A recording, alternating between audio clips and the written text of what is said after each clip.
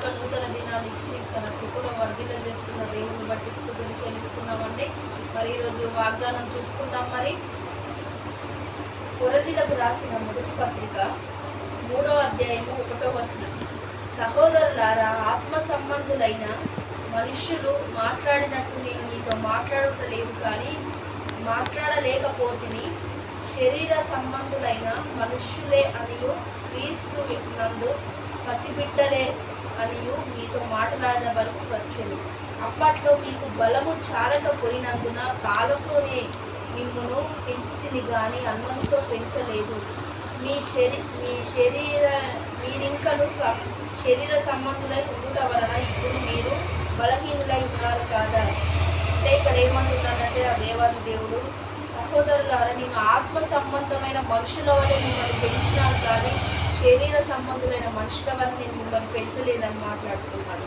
అంటే మీరు పసిపిల్లల వలె ఉన్నారు, కానీ ఇంకా మీరు బలమైన ఆహారం తినట్లేదు అని మాట్లాడుతున్నాడు.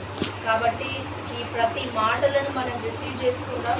మరి ఆ దేవాది దేవుని ఎక్కల చాటున మరి మీరందరూ మరి భద్రంగా ఉండాలని కోరుకుంటూ మరి వాక్యం మరి దేవుడు దీవించిన గాక ప్రార్థన చేసుకుంటాం. సర్వోన్నతుడ, సర్వాధికారి, సర్వశక్తివంతుడ, మరి ఉదయకాల సమయమందు నువ్వు ఇచ్చిన ఈ వాగ్దానాన్ని బట్టి నీకు లెక్కలేని కృతజ్ఞతాస్తుతులు స్తోత్రాలు చెల్లిస్తున్నాం నాయన. మరి ఎంతమంది అయితే ఈ వాగ్దానం రిసీవ్ చేసుకుంటున్నారో వారందరి జీవితంలో మరి బలమైన కార్యాలు, అద్భుత కార్యాలు, మరి రక్షణ కార్యాలు జరిగించమని అడుగుతున్నాం ప్రభా. మరి వారికి ఉన్న ప్రతి ఆర్థిక దరిద్రత, అప్పుడు సమస్యలు ఏస్తున్నాములో తొలగిపోగలరు తండ్రి. మరి ప్రతి ఒక్క అనారోగ్యాన్ని మీరు తీసివేయండి తండ్రి. వారికి ఉన్న ప్రతి బలహీనత నుంచి మీరు గుర్తించండి నాయన.